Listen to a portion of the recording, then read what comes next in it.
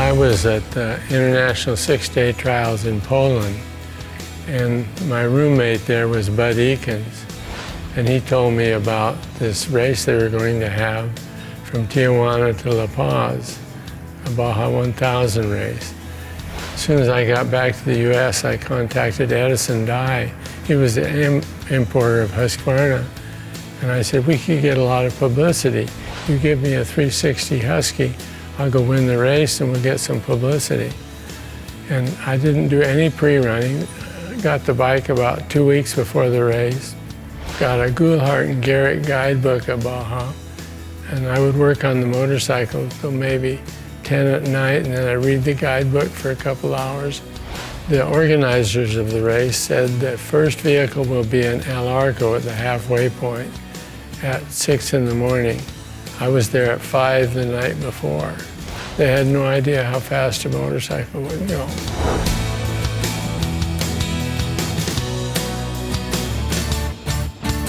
In like 68, 69, that era, I was in dental school, and dirt bikes were a hot item, so I would go to Malcolm's shop and buy a motorcycle, and it was, and he was a Husky dealer.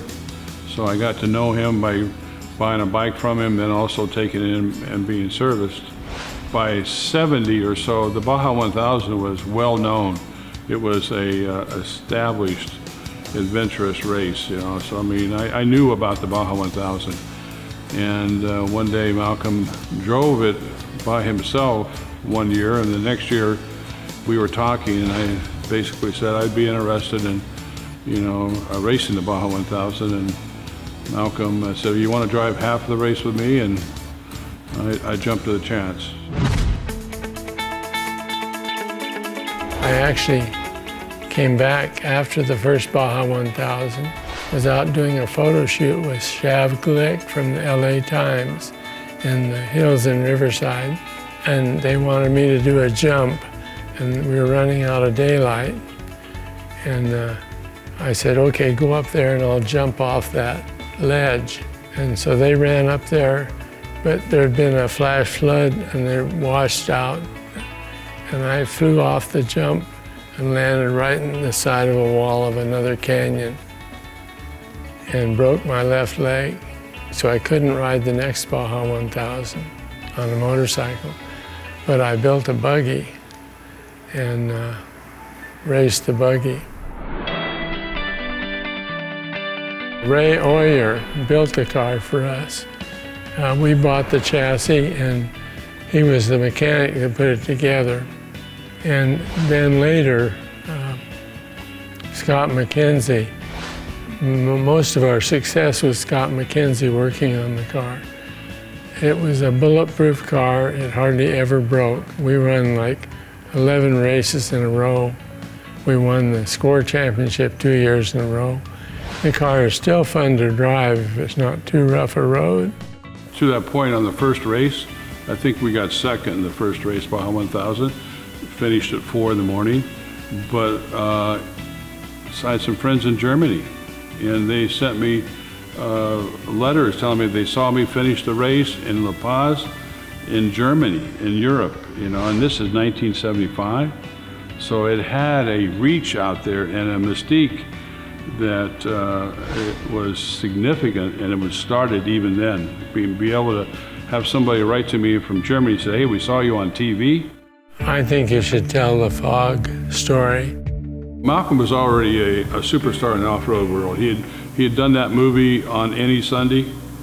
My wife, we went to the premiere with Malcolm, and as we left, she said, they named that movie wrong. I said, what do you mean it's wrong? Any Sunday? She said it should be every Sunday, because we were always going to races every Sunday. But anyway, my first race, so he was a superstar, and I was just this dental student at Loma Linda. But I'm going to drive the bottom half of the race, and Malcolm did the first part, and sure enough, he brings the car in right up front, we're running second or third with Bobby Farrow, Parnelli, and I get in the car, all I could think about is make sure I don't screw up, right? Well, the first thing that happens is we go out to the beach, and the left front wheel tie rod thing breaks right then, and the wheel just flops like this.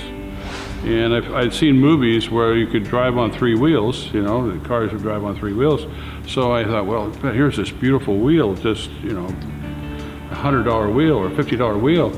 You know, Malcolm's be upset if I show up with only 3 wheels. So I put the wheel on top of the car. I was going to hold it like this and drive on.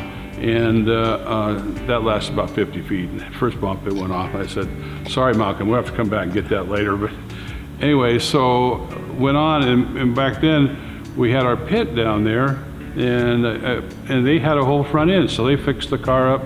Bobby Farrell goes by, and a couple guys go by, and at La Promesa, if you get there early enough, you beat the fog. Well, I knew that the road was perfectly straight from La Promesa to Constitucion. I had pre-run it. I knew it was straight. So I'm driving this little buggy.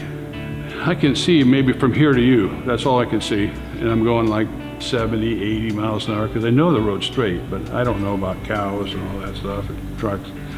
But this is a race, and I got to beat Bobby Farrell, you know, catch up to Bobby Farrell because he was a hot dog at the time too. Come to the checkpoint there at Constitucion, and the check person says, you know, how's the fog out there? And I said, well, it's pretty bad. I said, well, Bobby Farrell came through here and said he had to slow down to 20 miles an hour because of the fog. And I thought to myself, maybe, Malcolm, I'm taking this racing too serious. I slowed down after that, but yeah, my luck, there for the grace of God, we didn't hit any cows or anything like that.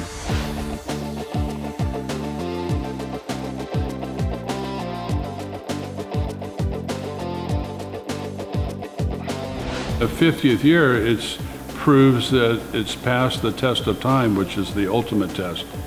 It's still here in the 50 years in a row. I mean, to keep anything going for 50 years is pretty dang impressive.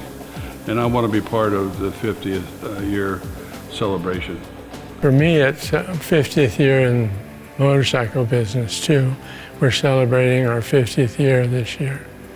So the Baja 1000 fits right in.